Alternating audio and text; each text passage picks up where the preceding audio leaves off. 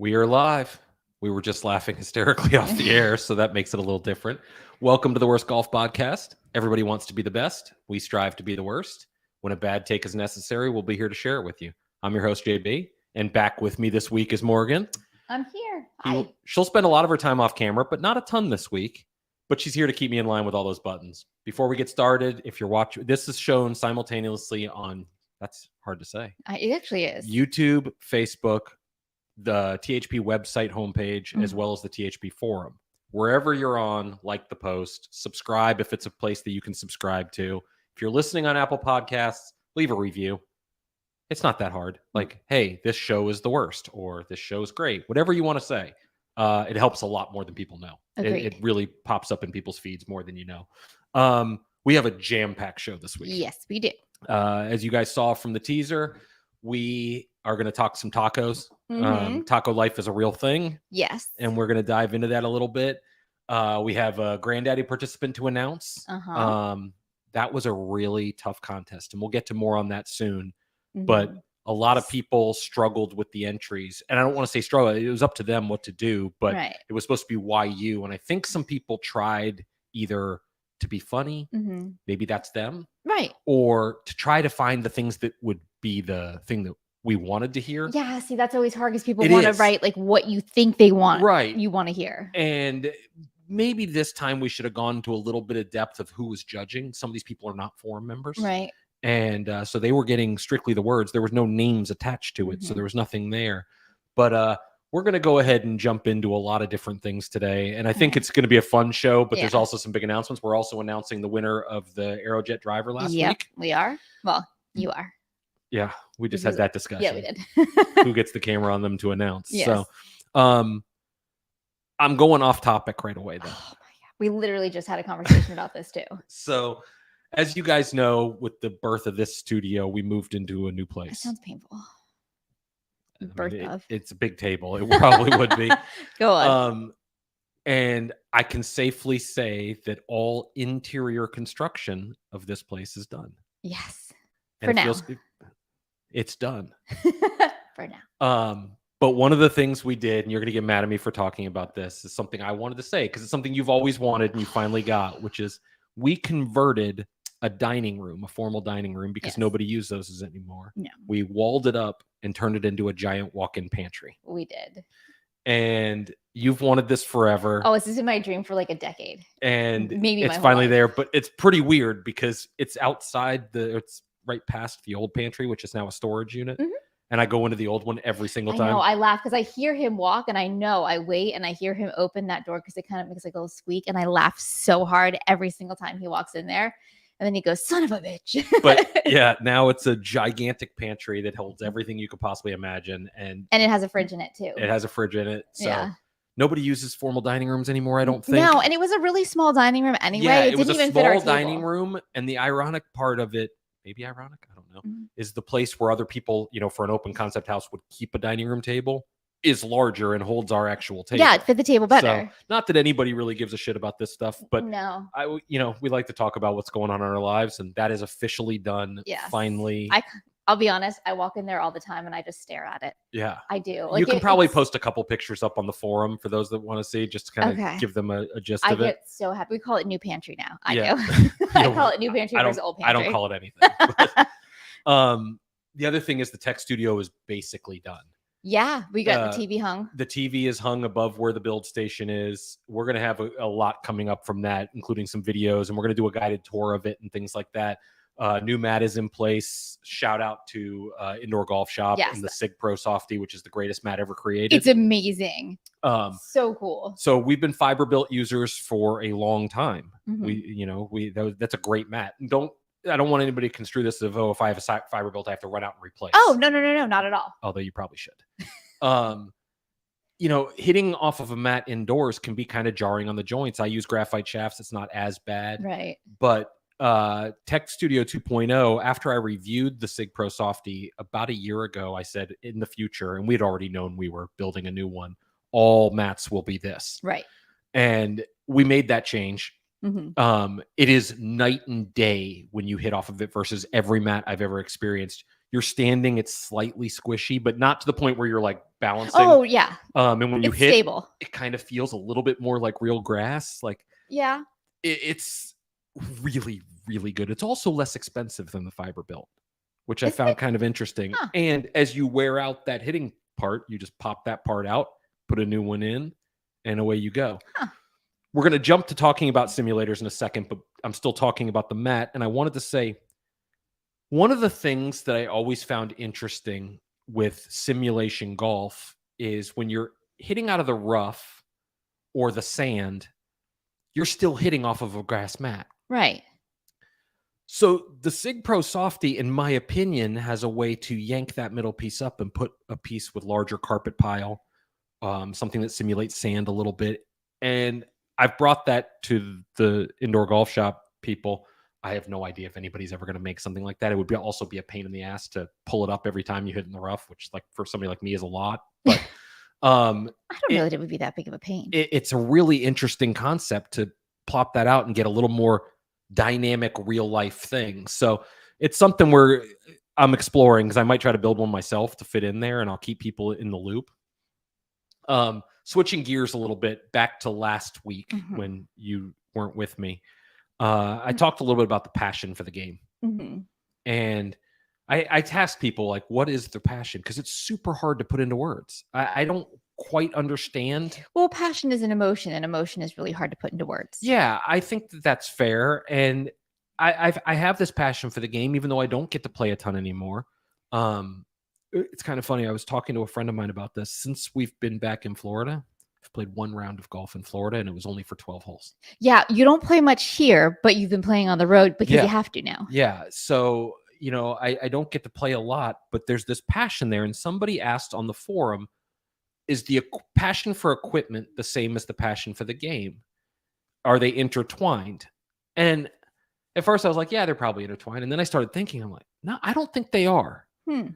It's a good question. I have a really strong passion for golf equipment. You know, we're 15 years into this, and every time we have a package coming, I get just as excited today as I did from 2008 when we started this thing. Yeah. But I do think that it's intertwined because it's still for the game of golf. But I have a really strong passion for marketing in general. Well, that's what I was going to say. Is it the equipment because of marketing? Is it the equipment because of technology? Both. Yeah. So I get really fascinated getting down to the minutia about the equipment, about new innovation, even if it's not innovation that people see or are discussed. Like I was talking to somebody, Mike Yagley, our audience knows him pretty well. We were talking about the sound of drivers, and he said, the amount of internal stuff that's done for the sound is shockingly bigger than anybody would imagine. Oh, I'm not surprised. You know, between at all. ribs, an internal rib structure, between materials and irons that are internal, things like that. And it's not really discussed. You hit a driver and you either like it or you don't. But I'm really interested in both that side of it and how products are brought to market. And I'll relate this back to, again, a launch monitor discussion that we'll have a little later on. But I watched SkyTrack bring a product to market that launched today, right? The SkyTrack Plus, and it's a really, really good unit. And we'll get to that in a little bit. But it dawned on me that when I'm thinking about other launch monitors that come to market, before this year, there really wasn't a launch strategy for launch monitors. They kind of put it in the hands of the retail partners, and the retail partners, be it Indoor Golf Shop, Rain or Shine, you know, the Play one that I always forget the name of, they kind of market it and put it out, and then people start talking about it on social media. And I've watched Rapsodo do it with their launch, which was really well done, despite some hiccups going on currently. SkyTrack's today was one of the best I'd seen. I thought the Bushnell Launch Pro GC3 wasn't as good, but the device was kind of groundbreaking in a lot of ways, price point wise. So I think that goes back to, I get really excited about the messaging that's coming with products, and be that new drivers and irons that are coming out during what I call launch season in January, or the stuff that happens after that fact, you know, the stuff like a niche product like Greg Big Bertha launched late last year, and people are like, oh, it's the Big Bertha replacement. No, it's a little different than that. So I'm curious and I'll task people to throw it in the chat or on our forum or social media after the fact. Are you passionate about golf equipment the same way you are about the game? Less, more, indifferent? Are they intertwined? I'm asking you guys. I'm really curious what you guys think. Because it's something, obviously, it's a passion of mine. So I'm curious where you guys stand with that. We're going to switch gears. Okay. And we're going to jump right into THPR questions because we have some really good ones this week. We have some really good ones. The first one was around putter releases. Mhm. You know, every time there's a new product that launches, driver, irons, wedges, there's a feature story that goes up, and then people start talking about it. Golfers try it, and then they post their feedback on places like social, the THP forum, stuff like that. Why isn't there the same kind of buzz around putter releases? It's a good question. I'm not really sure. I don't know. Putter seems just like it's the last club you use. Yeah. It's like, whatever. It's the last club you use. I think it's one that replaced a little less Mhm. than That's true, some of the other actually. ones, even though the data suggests it might not be, but I think it is. You know what else too is that people, I'll switch to both for a second. People, they sometimes switch around. They'll have like 2 or 3 putters that they kind of rotate between, Mhm. but you don't really see somebody have like 2 or 3 sets of irons that they're going to rotate between. Except our forum Well, members. But yes, yeah. but like the core golfer is not, like most golfers aren't going to do that, but they might actually have 3 or 4 different putters that they do. So maybe that's why it's like, oh, it's just a putter. I don't know. So it dawned on me that when Odyssey releases a putter, it's usually at the beginning of the year, there's a big launch story around Sure. it. You know, whether that's their Toulon design line or their Odyssey line.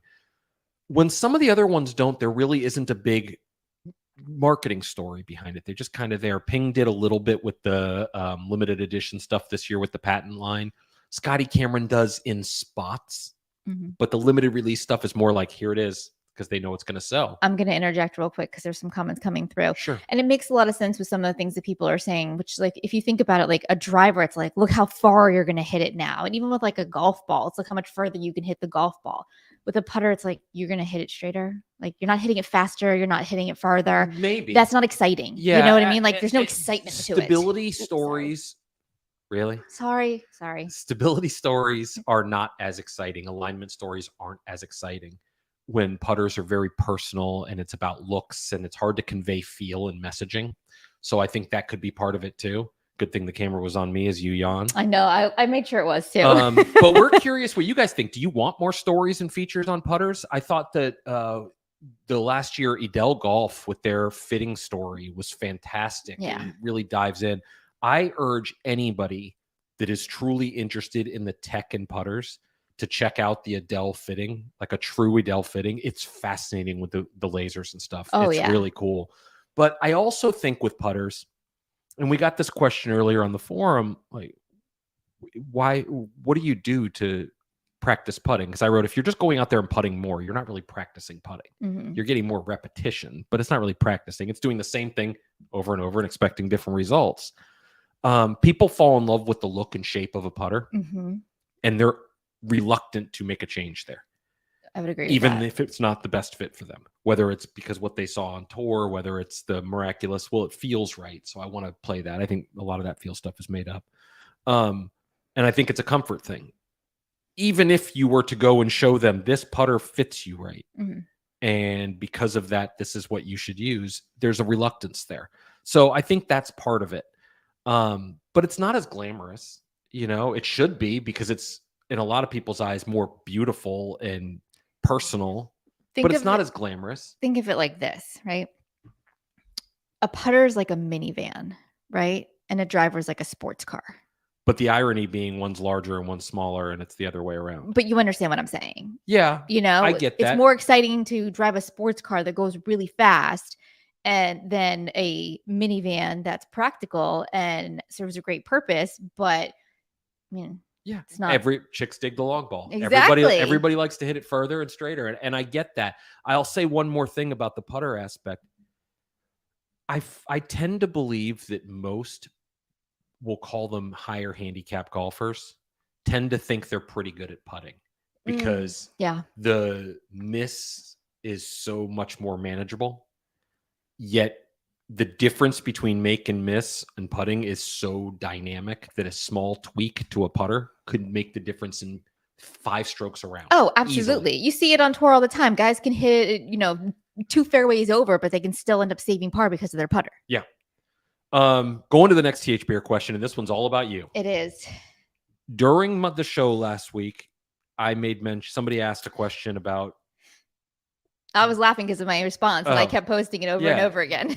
how many people are the right fit. And I went into kind of detail about why I feel so strongly about it, different numbers for different things. Yeah. And you were adamant. I was like 8. It's 8. Jump in and explain your story. Okay. First, I will say he's correct in the fact that different events do dictate. Can you guys record that? No. Erase that. We're going to erase that.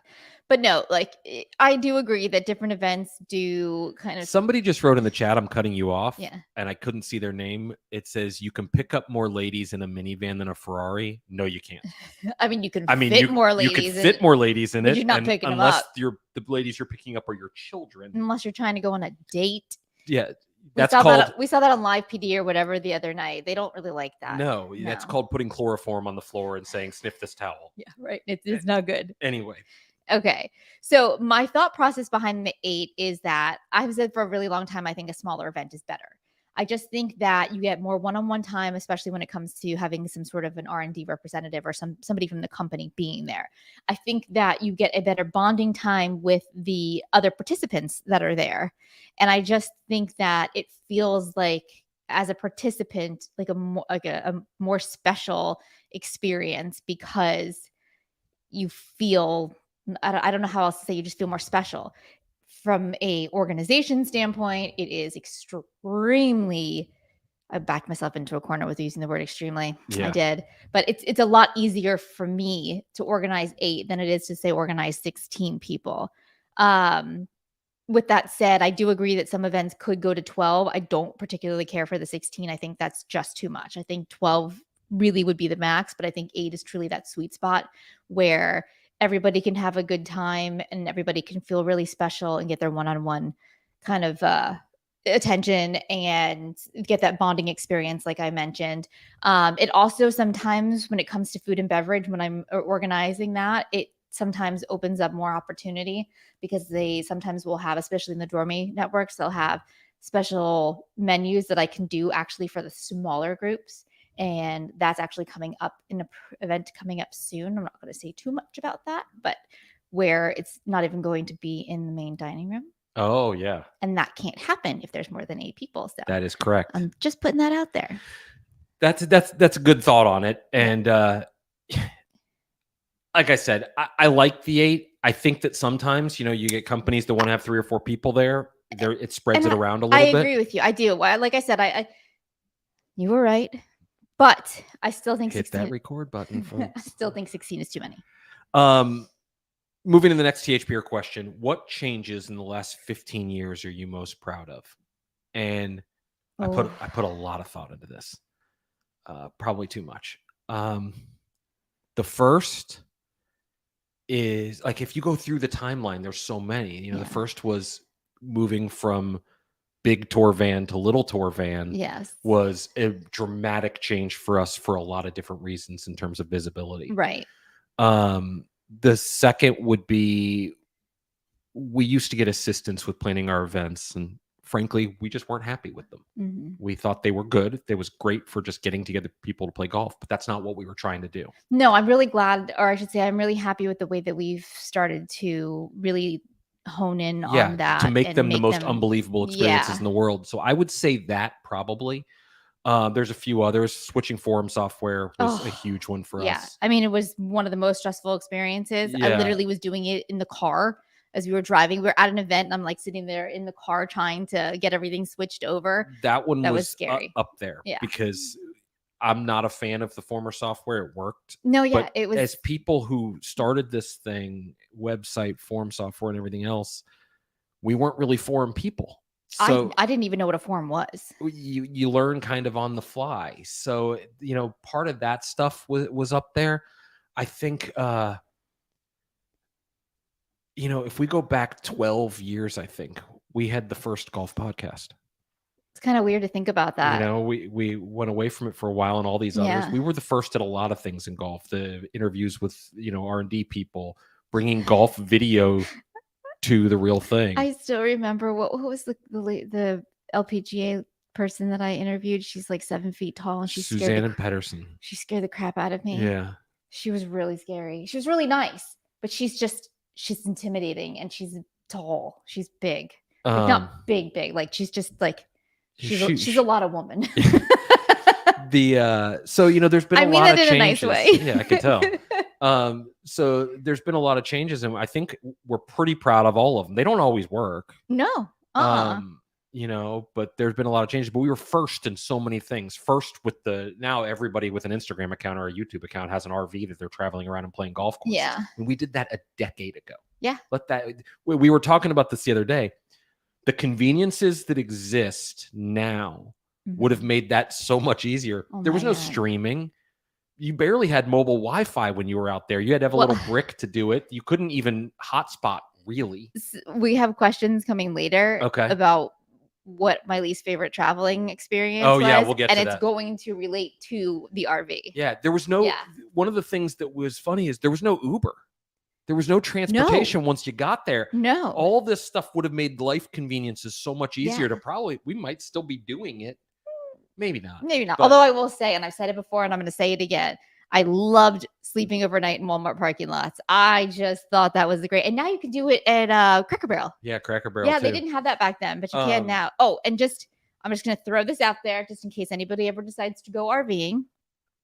If you have a car attached to the back of your RV, do not back up. Nothing good's going to come from that. I'm just going to say I was right in that situation too. It wasn't our best moment. No. We had some moments on the road. So I hope that gives you some ideas. We've done so many changes. One of them building the tech studio, the first one. See what Maynard just wrote. I can't read the comments as they're coming through. So. He said we couldn't park that in our bougie neighborhood. I mean, you couldn't park it in his neighborhood either. Actually, there is a Sprinter van in our neighborhood. I think he actually owns a service. He might. Switching gears a little bit, I mentioned earlier SkyTrack Plus launched and the Golf Simulator launched. SkyTrack Plus launched and other golf simulators have launched. Right. And I talked just a second ago about the conveniences that go along with life. I mean, we're not a handful of years ago where outside of SkyTrack, a home simulator was tens of thousands of dollars. Yeah, no, it was very, very rare that somebody had that. Now you can jump into home simulators for $699. I know. Now that's a mind blown emoji type situation, right? Not all of them work all that well. Some of them work better than others. I think some companies rush to market. I'm going back to FlightScope when they launched the Mevo. Here's your personal thing. Yep. That thing's a fucking turd. Sorry. We were so good. Sorry. That thing is literally, you should just light money on fire. It's just awful. That hurts my soul. That is a terrible device, both of them, and you should consider switching to something better. But SkyTrack launched, a decade ago, probably more, and the device worked. Yeah. It had some flaws, but, decade-old stuff. Yeah. It's technology. Technology has flaws. The new one we're seeing, listen, you're going to have a full simulator with club data and everything. $3,000. Yeah. That's really good. I think $3,000's a pretty good sweet spot too for most consumers. For a lot of people, that $3,000 number gives you the opportunity to do two things. First, you can go all in $5,000 and have an amazing setup. Nice mat, good net, have a small little monitor on the side, and really be pretty good. Yeah. It also gives you the ability to, if you want a big enclosure, something like we have here, and the top of the line hitting mat and all the other features, you can do that and run a SkyTrack, and it doesn't look like the SkyTrack doesn't belong. Right. $3,500, Bushnell launched the Launch Pro, and that's a really solid device too. We have a GC3. Yeah.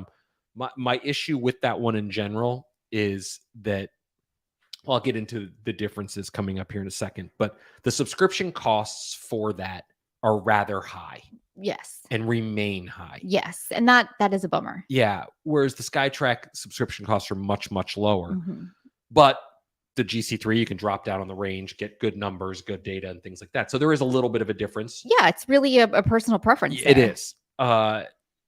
But if you're looking for home simulation, I would recommend the SkyTrack over the GC3. That's my personal opinion. But one of the things that I always thought was lacking a little bit in this was the actual simulation, the user interface simulation, Mhm. whether it's sound as the ball hits the ground and things like that. And Foresight, who nobody needs to ask that's been on our forum, knows that we use a GC quad. We have a GC3. It's the camera is the most accurate. It's not debatable. Right. Camera is the most accurate as far as picking up things indoors. I've always found their user interface a little lacking. I think their software is a little weird. It doesn't work on Mac. It needs a very high-powered PC to run it. It's quirky at times. When you're actually playing, it works great. Oh, sure. But I always thought SkyTrack did that part better, the user interface part. With SkyTrack Plus, we're going to see what they do. I think it's in its infancy. They have major, major plans for software. And I always said that software was the only thing holding Foresight back to be the best there is. Right. It is the best there is, but to be that kind of thing. But, GC Quad is substantially more expensive than, a SkyTrack or even a GC3. But that was a huge learning curve for us because we're Mac users and trying to learn remember how to use a Windows computer. Yeah. Was really hard. Yeah. And I know that sounds silly, but there's no option. Yeah. I mean, you can do some stuff on an iPad and things like that. But I think we're now hitting that trend of consumer launch monitors. Yes, definitely. But the next step is we're going to see the user interface and simulation, and whoever does it best is going to be the team that wins. I agree. And personally, I wouldn't bet against SkyTrack because they have the data points from the instruction. That's just my personal feeling as a Foresight user. I say that. So I'm going to jump back into some more THPer questions because I've made mention that I did a video middle last year, with a company that asked if they could interview me about the business of THP. I remember. If you haven't watched that, I recommend, if you're interested at all. If you're not interested, who gives a shit, But if you're interested at all, I go pretty detailed and pretty transparent about what we do for a living and how we do it and what the earnings are. And I didn't say those numbers, right? But, how we do things and stuff like that. And one of the things that was asked during that is, what are you not good at? And I was like, well, shit, there's a lot of things I'm not good at, but one of them is social media. And I've talked about that a bit on here. And I should say, I'm not the only person that does social media for THP. You help out with it. There's stuff that takes place, but I'm fucking terrible at it. I'm terrible at it. And not even going to say anything. Okay. But we're working to get better at it. Yes. And we've been better as of late. Yes. And you should give yourself the credit for it because I'm truly terrible with social media.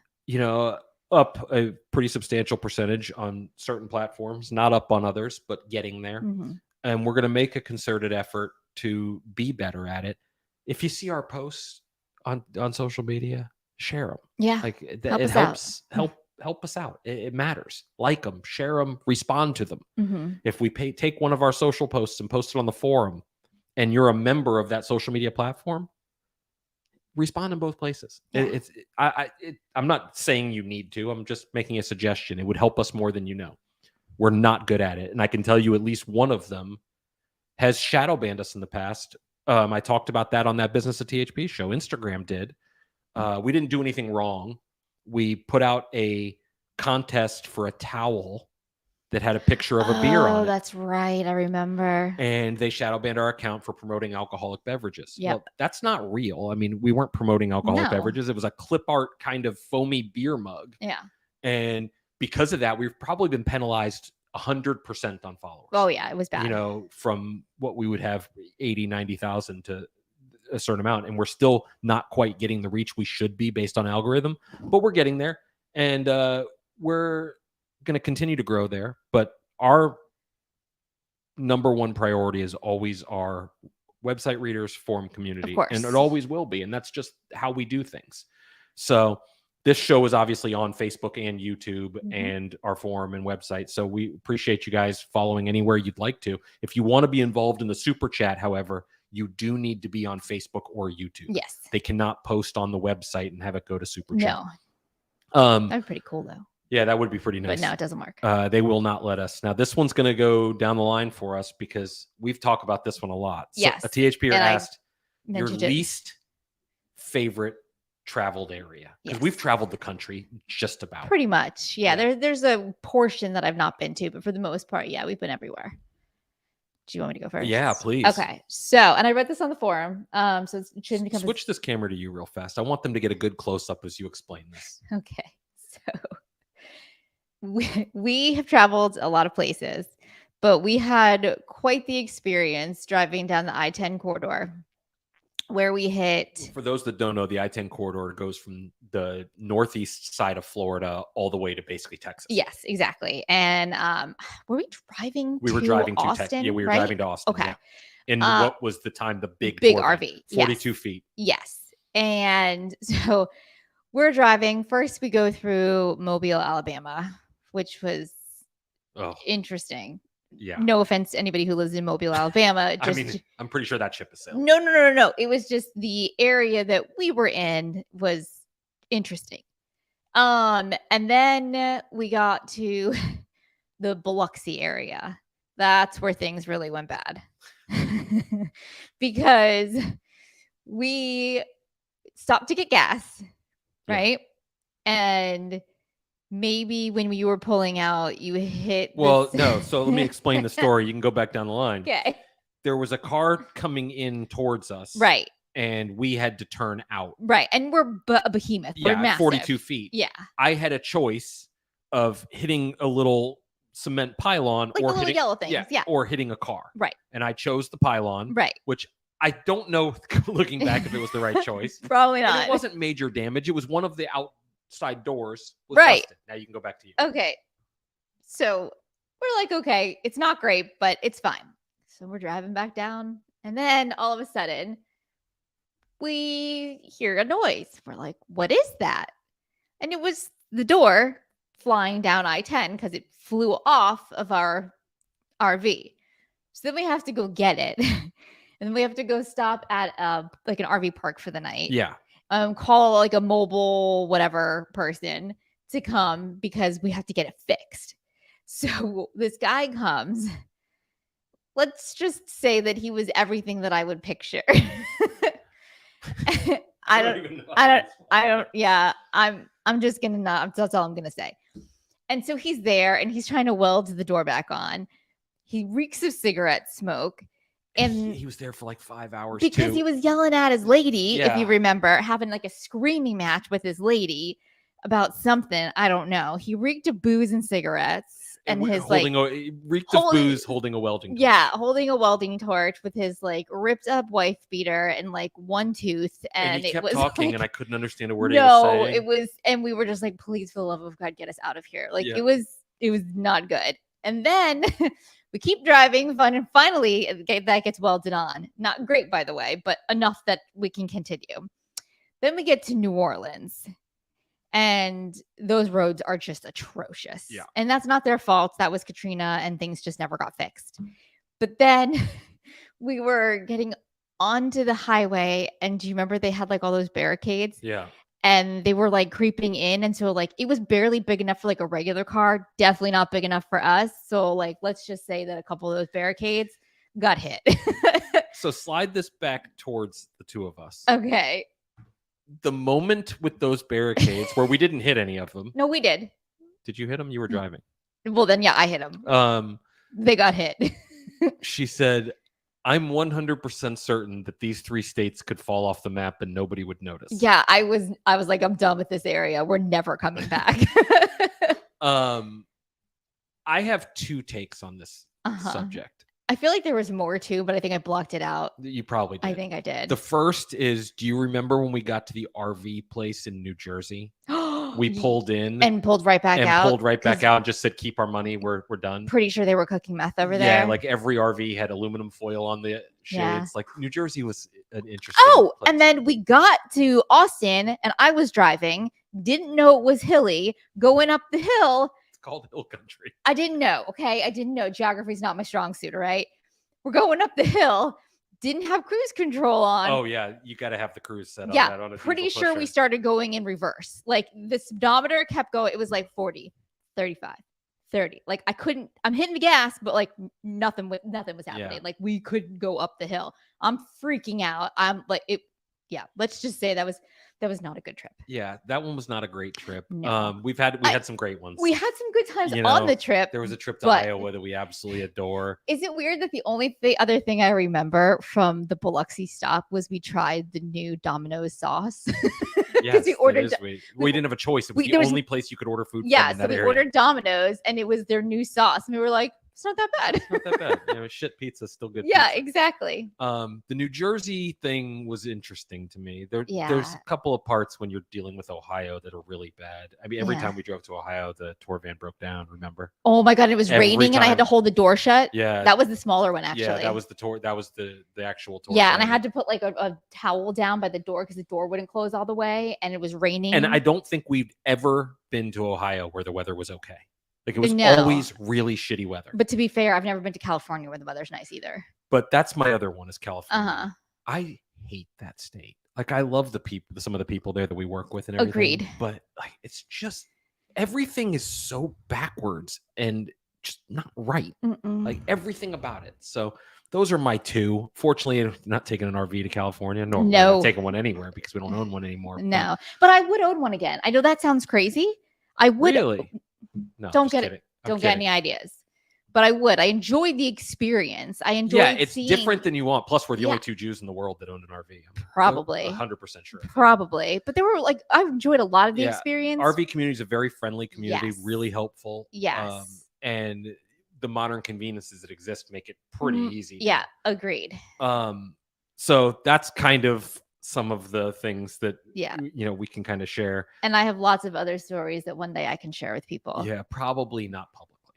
Maybe not, because I still remember the red Solo cup that had nothing to do with drinking. No, yeah. No, that was not good either. So switching gears, next THPer question. Okay. This one's kind of a gearhead question, and I liked it. They said, what's the evolution like of tour irons? And tour irons are an interesting subject because what's a tour iron? Is it what's used on tour? Or is it what's labeled on tour? But the general consensus is tour irons have gotten massively more forgiving. Outside of the muscle back, just massively more forgiving.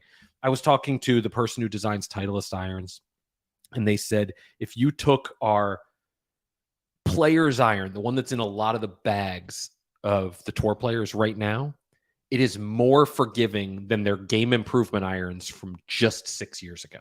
Really? Yes. The use of tungsten, the better shaping, the better sole design, everything about it. So I think that aspect is really kind of the nuts and bolts of it. You can go to a smaller iron and get more forgiveness. Now, with that said, it doesn't mean more forgiveness. And sole size will be a little bit of a determining factor there. I'm a big believer that the wide sole will help almost all golfers. But there is some trade-offs. So I also think blade length has gotten longer in a lot of player irons. So there's a lot there, but nobody has to necessarily fear them, even if it won't necessarily help them. Does that make sense? Yes, it does. Okay. Hopefully that answers the question.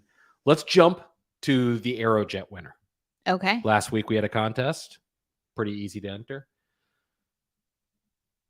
I think that the reason I like doing them that way is because it gets people to enjoy it and enjoy the show. And obviously there's a promotion of the show involved, but the pool's not as it's not as hard to win the contest.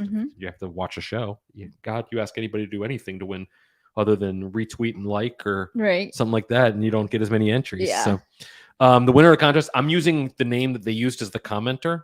I don't necessarily, I think I know who it is, but I'm not going to get into the form side of it. The winner is Butch Butler. You won the AeroJet driver. Congratulations. You're going to send a private message to Morgan on the THP forum with your full name and shipping address, and we will send that head out to you. Perfect. Okay. Does that work? That works. Switching gears. We had a taco truck as the teaser. Yes. That took way too long for me to do too. It was good though. I liked it. Had the little WGP logo that's on the guitar right in the menu. Right on the menu. Yeah, I liked it. So let's talk some tacos. Okay. First, I put too much into this. I know. I'm not going to go down the path. You're not going to give us the history of the taco and all that? But I do know it. I'm sure you do. When you think of tacos, yes. My first question to relate it back to this is, why are tacos not more of a golf food?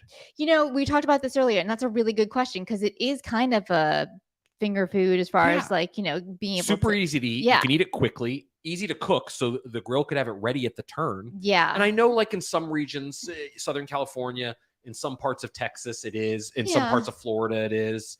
Our old club in Clearwater used to have a taco thing at the turn, but it's not as, I guess, accepted as the hot dog hamburger and even like a turkey sandwich, even though I think that it's easier to eat than all of those. Which is also interesting because the breakfast burrito is kind of popular everywhere. Yeah. And that's the same thing, basically. I'm going to start a petition. I think tacos should be the standard food at the turn. I like it. I think courses can make good money on it by having 3 different protein choices, a bunch of little toppings, walk up. Hey, I want like, Moe's or go back to Subway with I want this in it. Do it, or have it on the screen on your GPS. You order, I want beef, chicken, or steak, or pork, or al pastor, or seafood, whatever it is. Yeah. Add your toppings, pick them up at the turn. Easy. Yeah. 2 in an order, $9.99. You're out the door. Exactly. I think that should be a real thing. I agree with you. Now, we dive in deeper. Yes. Obviously, when people think tacos, they think hard versus soft. Taco Bell brought that to us. And they think corn versus flour. Yes. Where do you stand on those? And switch it to you. Okay. I am firmly in the flour over corn tortilla. I do not like corn tortillas. I will eat them if given to me, but if I have my preference, it will be flour every single time. And soft over hard. Although I don't mind a hard taco, I find them messier. So I like to soft over hard. Those are my choices. As it relates to the golf conversation, I think you're probably right. The soft makes the most sense. Plus, wrap them up in foil. You can have a couple of them pre-done. Yep, exactly. What, like toppings wise, or I shouldn't say toppings, fillings. Like, what's your protein of choice? Okay, so number 1, always al pastor. Yeah, always. That is kind of messy though. It can be. So al carbone can be that way too, with the steak and the onion and everything. So second, I'll keep it simple. Go with chicken. That's pretty easy.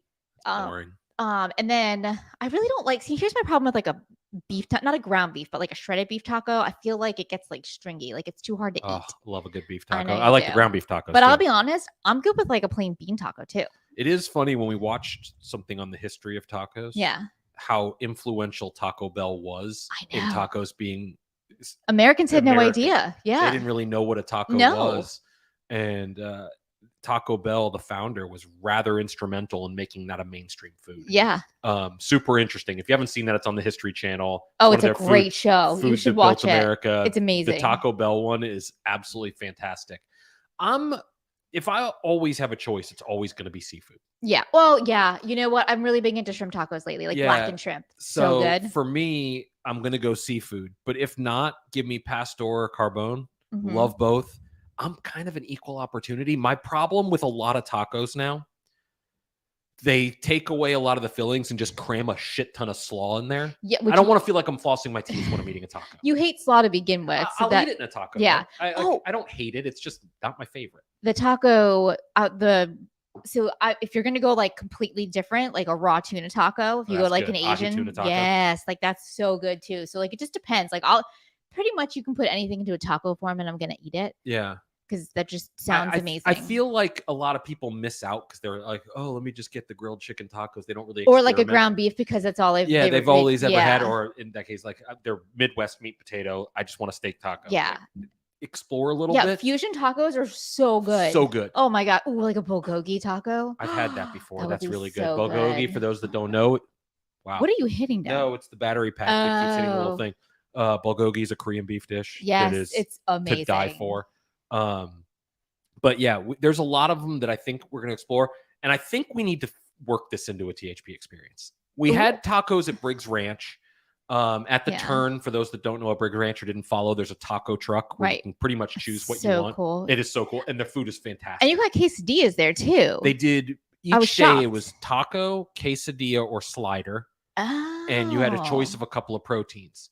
So I feel like we need to incorporate this and do something like an experience where there's a taco bar involved. Yeah. And people in the chat saying these aren't tacos. No. What? Get the hell out of here. Of course they're tacos. It's not taco. Yeah. Of course they're tacos. Oh, this is going to be like the whole is a hamburger or a hot dog a sandwich situation. Like, whatever. These people in their shallow depth of field when it comes to food. Like, yeah. Oh, I eat steak, potato. Basically, if it came in that Swanson's TV dinner that they had the aluminum foil, that's their entire and food like the pyramid. little side of corn and the apples. Yeah. Like, that's the entire food pyramid is either in a box wrapped in plastic or it came in a TV dinner. Experiment with food.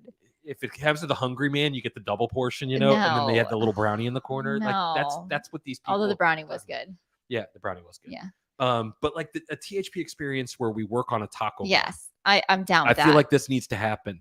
Ooh, I wonder if we could do that in like a margarita something to go with it. Yeah, maybe a margarita something.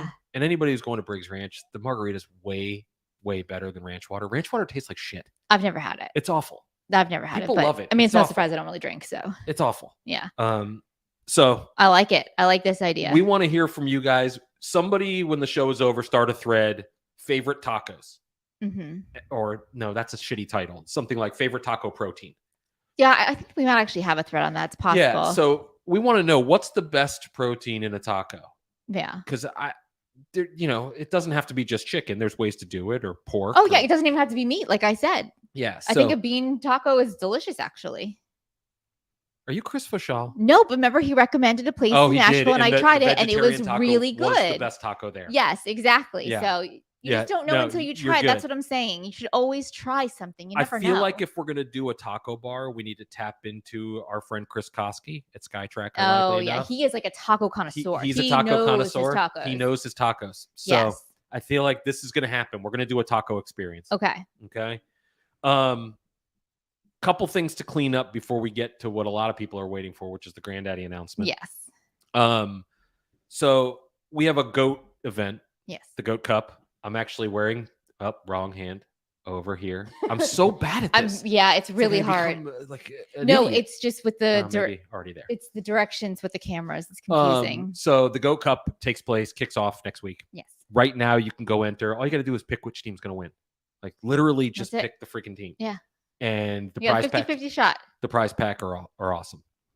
So I think like that's worth entering. Make sure you follow along. It's going to be awesome. First look for THPers at Arbor Links in a live update thread. This place is unreal. Yeah. And we're going to do something pretty cool with Arbor Links next year for one of our events. Are we now? Yeah. Okay.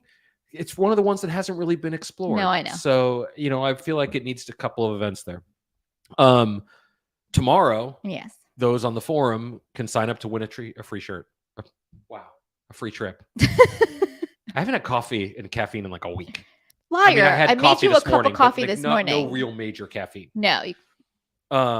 So you can win a free trip. Shaft Up 3 signups go tomorrow. You're going to win airfare, accommodations, food, lodging, playing Hidden Creek, private course, a new Paradigm driver of whichever one you get fit into, and a fitting with Danny Lee for a premium US Team Media shaft that'll go into it. And you're going to put that driver in play. Pretty awesome. It's free. Yeah. It costs $0. Yeah.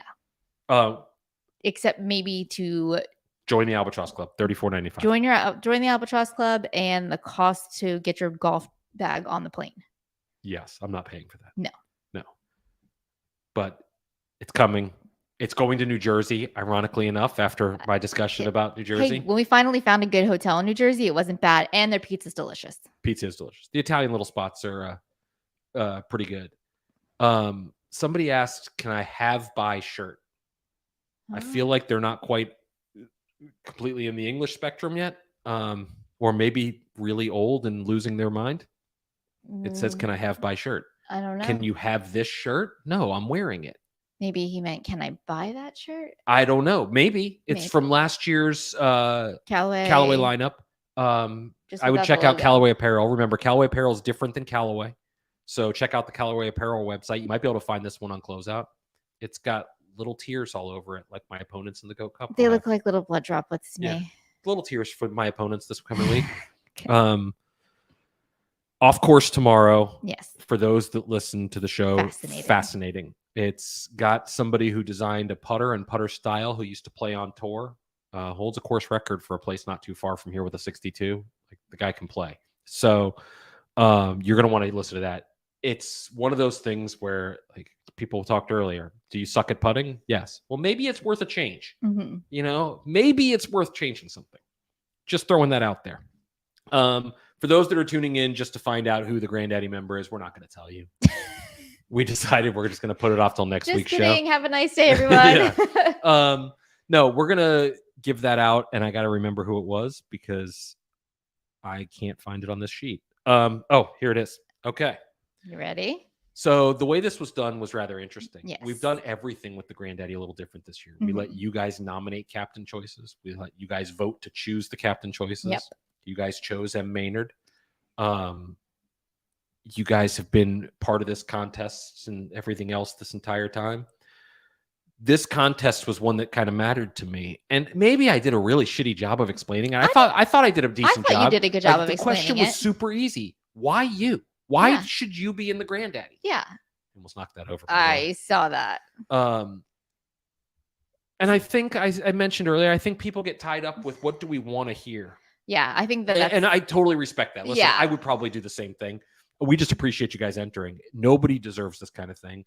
But when you get answers like that, like nobody deserves it, I just want to go, like that's hard because you're right in a way, but that doesn't tell us why you. Right. It's like a college entrance. Yeah, it's really letter. Well, first of all, not everybody likes to talk about themselves. No. I know I don't. I know you don't. No. I would have definitely lost this. I probably would have won this one. I'm pretty good at that kind of stuff. But 10 words is not a lot either. Maybe we should have made it 20. I don't know. Maybe 10 words is hard. It was still a lot to read. Yeah. So there were some that were just not good. Why not me?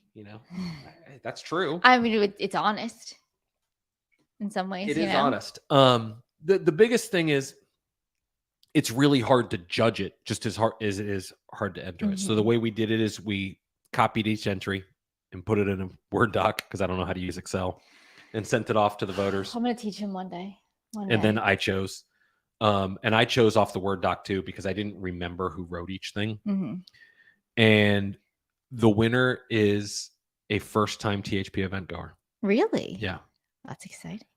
And I say really, like I don't already know this. I already know who the winner is. I wrote the entry, but I don't have his name. So I hope I don't butcher his name. Uh-huh.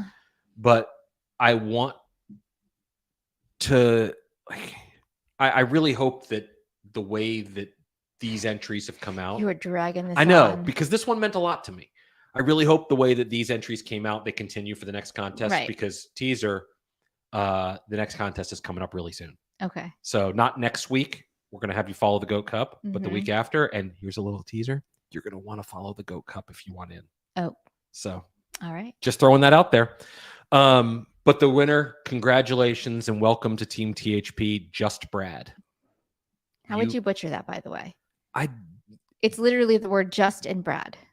Because I just had Brad. But it says just Brad. It does? Just Brad. You can't butcher. Oh my God, it does really say that there. What do you know? It's been a long day already. I've started working at 4 a.m. Okay. So congratulations. You are headed to the Granddaddy of Mall. I'm going to send you a message because there's a small little thing that goes with that. Yeah. And then you can get with your team. And we're so excited. He's entered every single Granddaddy contest, I believe, for like a decade. Damn. And he finally got in. That's awesome. And Congratulations. He's on the chat. It says, no effing way. That's me. Oh, that's awesome. That's awesome. I didn't even notice you were in here, but congratulations. I can't really see the people as they're chatting. It says just Brad. It's just Brad. Thanks. No problem. We are not going to have a show next week. No, because you would not be I'll here. be gone for most of the week, but we will be back the following week with a jam-packed show. Yes. And then I think it's Mother's Day. Just throwing that out there.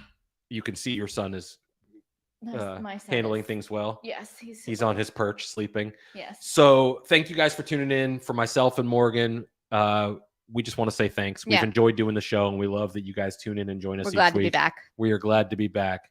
So no show next week. We'll see you the week after. Bye, everybody. Bye, everybody.